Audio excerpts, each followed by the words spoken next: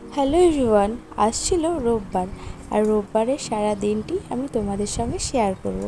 তো দেখো, আজকে রান্নাঘর থেকেই ভিডিওটি স্টার্ট করলাম। তো তোমরা দেখতেই পেলে ওখানে ভাত হয়ে উপর দেওয়া হয়ে গেছে, আলু ভাজা হয়েছে, আর এখানে দেখো মাছ ভাজবো।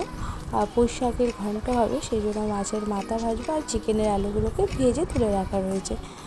তো সমস্ত কিছু আনাজ কাটা হয়ে গেছে, আর এখানে আলুর তরকারি হয়েছিলো প্রেশারে, মুড়ি খাওয়া হয়ে গেছে। তো চলো আমি মাছের পিসগুলোকে ভেজে নিই। কড়াইতে তেল গরম হয়ে গেছে, একটু নুন ছিটিয়ে সামান্য, যাতে তেলটা নয় ছেটায়। তো সেই জন্য। আর এখানে দেখো মাছ ভাজতে গিয়ে তো মাছ ছাড়তে গিয়ে উল্টেই যাচ্ছে। তো চলো মাছের পিসগুলোকে আমি ভেজে নিই।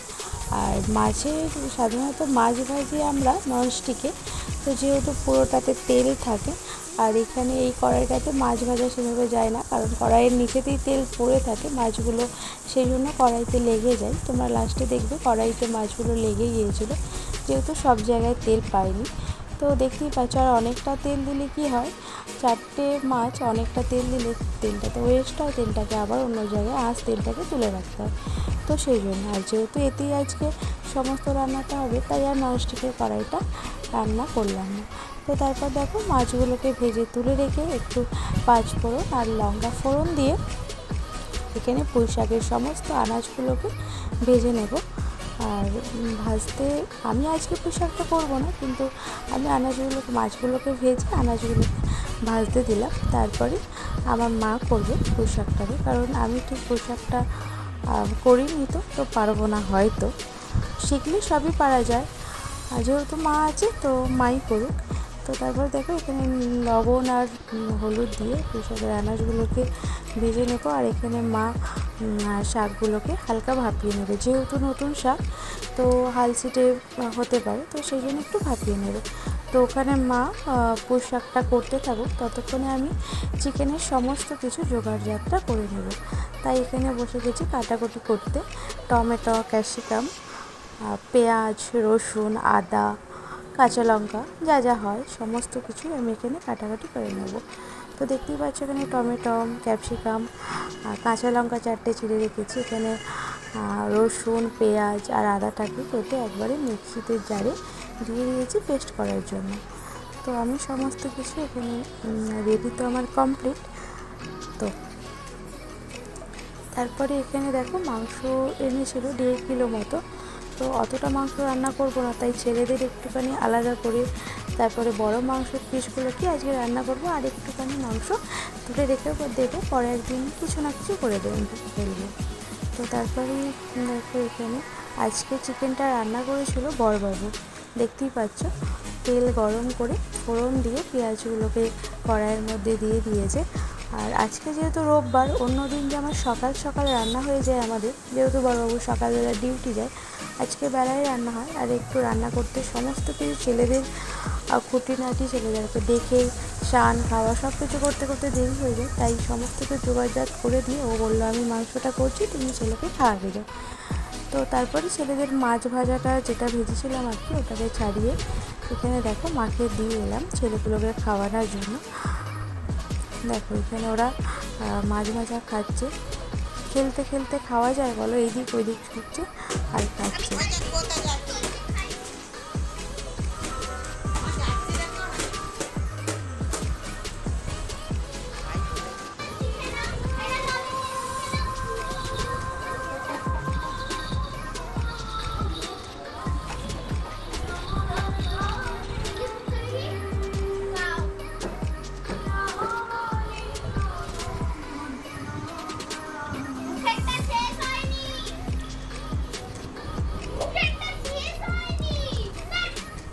আর এইখানে একজনের অবস্থা দেখো, এ তো ক্যামেরার সামনে এলেই এরকম করতে থাকে। তোমাদের আগেও বলেছি প্রতিটা ব্লগেই তোমরা খেয়াল করবে, এরকম করতেই থাকে।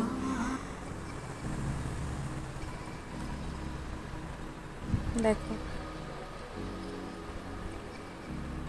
সবাই দেখে খুব হাসাহাসি করছিল, আরও এরকম করছিল। তো চলো এরপর ওদেরকে মাছ ভাজাটা খাওয়ানো হয়ে যেতে আমি এখানে চলে এসেছিলাম আবার রান্নাঘরে। ততক্ষণে পেঁয়াজটা, ক্যাপসিকাম, টমেটো সব কিছু ভাজা ভাজা হয়ে গেছিলো। এসে মাংসটা দিয়ে দিলাম কড়াইয়ে। তারপরে মাংসটা পেঁয়াজ আর ক্যাপসিকাম এর সাথে ভাজা ভাজা করে তারপরে সমস্ত কিছু মশলা দিয়েছিল।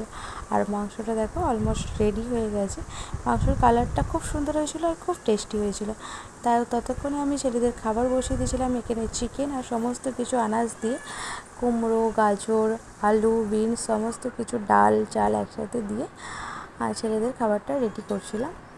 ছেলেদের দুপুরের লাঞ্চটা রেডি করে মাখতে খাওয়াতেই অনেক দেরি হয়ে যাবে। তো সেই জন্য বাবু এখানে মাংসটা কষিয়ে নিল আর অলমোস্ট রেডি হয়ে গেছে। আর এখানে দেখো গল্প করতে করতেই আমরা দুজনেই রান্নাঘরে, আমি ছেলেদের খাবার করছিলাম আর ওখানে মাংসটা করছিল।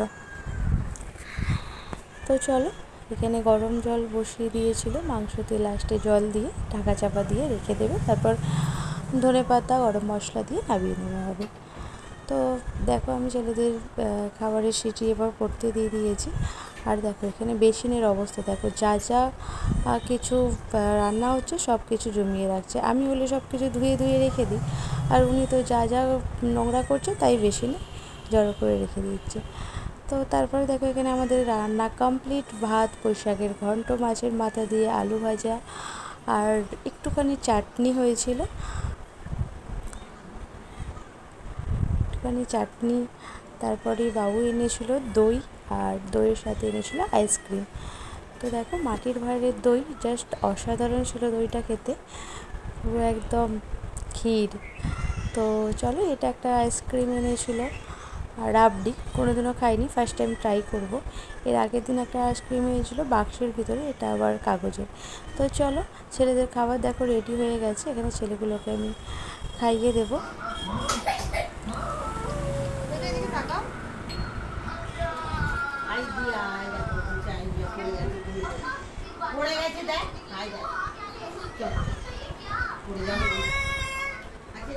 একজনকে তো আমি খাওয়াচ্ছি, একজনকে মা। তো তারপরে ওদের খাওয়া হয়ে ওদের ঘুম টুম পাড়িয়ে এখানে দিয়ে দিয়েছিলাম বাবুকে আর আমার বাপিকে খেতে দিয়ে দিয়েছিলাম। আমার বাপি এসেছিলো। তো দেখো যা যা রান্না হয়েছিল সব কিছু সাজিয়ে গুজিয়ে সুন্দর করে খেতে দিয়ে দিয়েছিলাম। এরা এখানে খেতে বসে গেছে।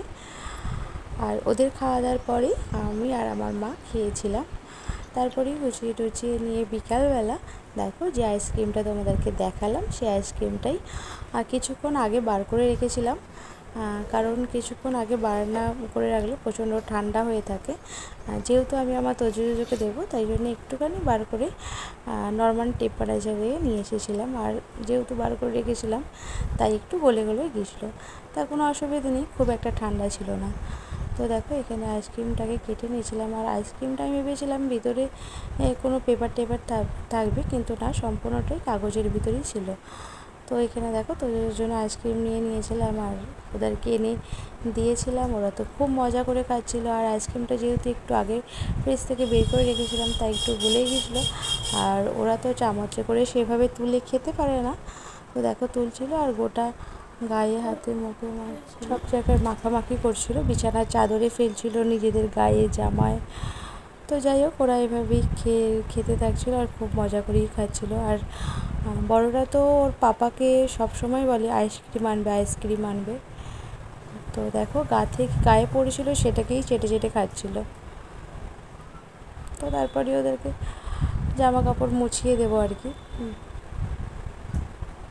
অসুবিধা হবে না। তো তারপর আর সন্ধ্যাবেলা ওর বম্মা জেঠু ওদের জন্য পয়লা বৈশাখের জামা কাপড় কিনে নিয়েছিল, সেগুলোই পরে ওরা খুব মজা পাচ্ছিলো। তাহলে ভিডিওটি এই পর্যন্ত ভালো লাগলে লাইক, কমেন্ট, শেয়ার করবে, অবশ্যই সাবস্ক্রাইব করো। টাটা।